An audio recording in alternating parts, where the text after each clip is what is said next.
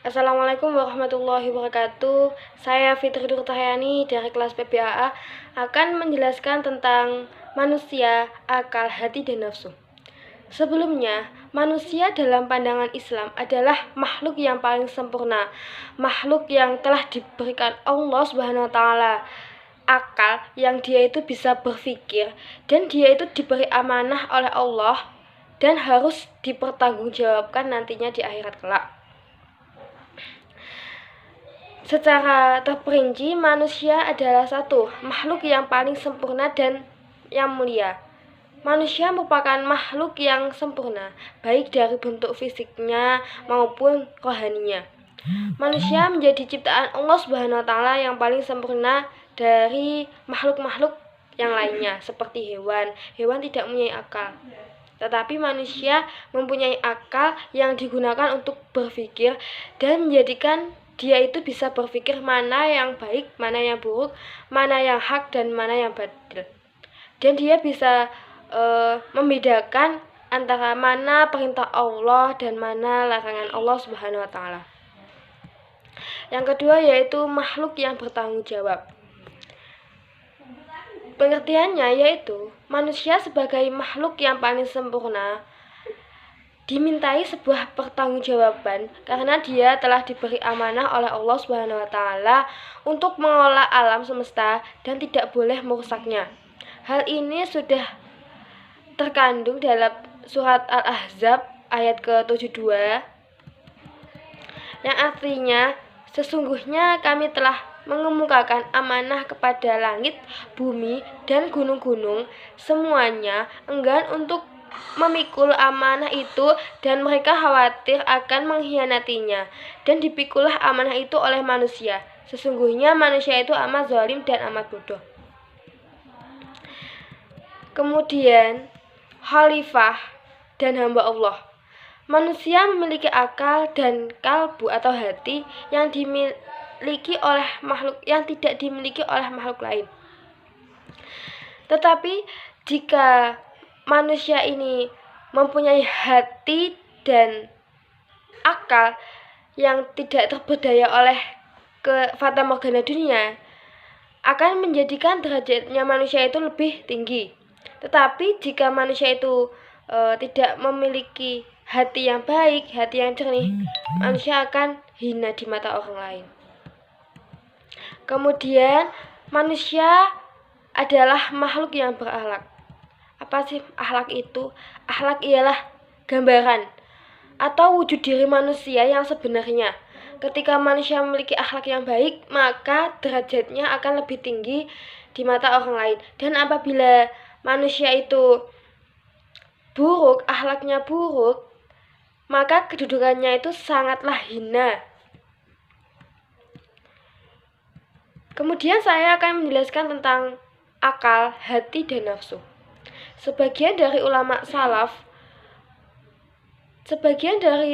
tasawuf menyatakan bahwasanya hati itu berfungsi sebagai alat untuk berpikir dan mengikat nafsu yang harus dijaga gerakannya.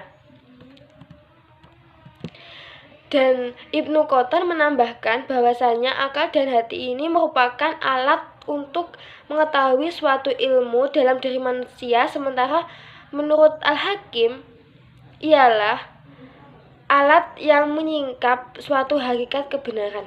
Jadi, hati itu adalah relatif menjadikan kita sebagai orang yang baik, mengantarkan kita kepada kebaikan.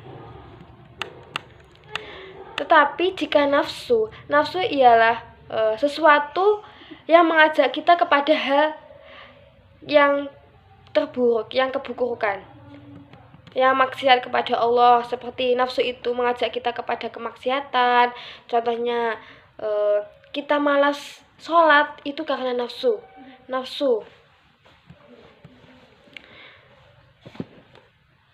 Mengapa manusia harus selalu menggunakan akalnya untuk mendapatkan ilmu pengetahuan?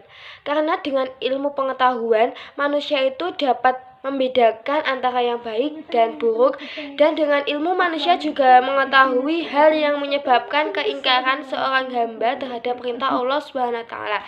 Hal tersebut tidak lain ialah hawa nafsu.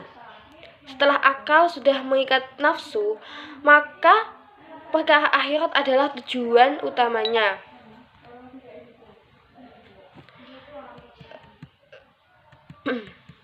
Peran agama dalam kehidupan manusia. Agama sangatlah penting dalam kehidupan manusia. Tanpa agama, kita tidak bisa mengetahui mana yang baik dan mana yang buruk.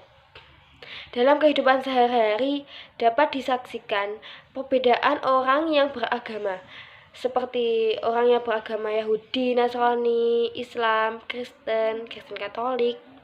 Itu semua mempunyai keyakinannya masing-masing. Peran agama Islam dalam kehidupan itu ada 3. Menjadi pembimbing dalam hidup. Jika kita tidak mempunyai keyakinan, maka kita itu tidak bisa dibimbing, tidak bisa mengerti mana syariat Allah, mana larangan Allah. Yang kedua, agama itu menjadi penolong dalam menghadapi kesulitan. Jika kita merasa kesulitan, maka kita itu harus memohon doa kepada Allah, kepada keyakinan kita, agar kita itu dimudahkan untuk mengerjakannya. Dan biasanya hati kita itu menjadi tentram. Agama itu juga untuk menenteramkan batin. Ketika kita resah, ketika kita gundah, ketika kita galau,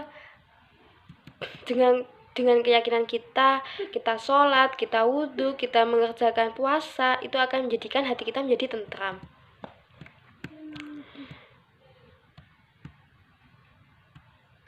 Islam itu menjadi 3, yaitu 1 akidah, yang kedua syariah, yang ketiga akhlak. Akidah itu adalah suatu keyakinan, keimanan. Kita itu mempercayai bahwasanya Allah itu ada. Iman kepada apa sih? Iman itu kepada Allah, iman kepada Rasul, iman kepada malaikat, iman kepada hari kiamat, iman kepada kitab-kitab Allah, iman kepada ketentuan Allah. Akidah itu sangatlah penting. Kita harus yakin, dan akidah itu sangat kokoh. Gimana kita harus memperbaiki akidah kita? Dengan cara kita itu harus menguatkan amal ibadah kita. Syariah. Apa sih syariah itu? Syariah itu sebuah aturan atau hukum, seperti hubungan manusia dengan Allah, hubungan manusia dengan manusia, habdu minallah gitu. Yang selanjutnya yaitu akhlak kepada Allah, bagaimana kita caranya sholat, bagaimana kita caranya berdoa, kita harus mengetahui itu semua. Kemudian akhlak kita kepada Rasulullah, kita itu harus percaya bahwa Rasul itu ada gitu. Dan kita itu juga harus mengetahui Aqaid 50, sifat-sifat Rasulullah, sifat jaiz Rasul, sifat wajib Rasul. Kemudian akhlak kepada diri kita sendiri, akhlak kita kepada ibu bapak, akhlak kita kepada sesama muslim, akhlak kita kepada non muslim, bagaimana kita itu cara menghargai non muslim karena beda agama. Kemudian yang terakhir, tujuan manusia beragama. Apa sih tujuan manusia itu beragama? Agama adalah suatu sistem yang mengatur kepercayaan dan peribadatan kepada Tuhan yang Maha Kuasa, serta tata kaidah yang berhubungan dengan budaya dan pandangan dunia yang menghubungkan manusia dengan tatanan kehidupan. Agama mempunyai tujuan, yaitu menjadi tatanan kehidupan, aturan yang berasal dari Tuhan, di mana hal tersebut nantinya mampu membimbing kita menjadi seseorang yang berakal dan berusaha mencari kebahagiaan hidup di dunia maupun di akhirat. Selain itu, agama juga bertujuan memberikan pengajaran kepada para penganutnya agar dapat mengatur hidupnya sedemikian rupa guna untuk memperoleh kebahagiaan dirinya maupun masyarakat luar. Sekian dari penjelasan saya. Apabila ada kurang lebihnya, saya mohon maaf. Billahi taufik wal hidayah wa ridho wal inayah wa afu minkum. Wassalamualaikum warahmatullahi wabarakatuh.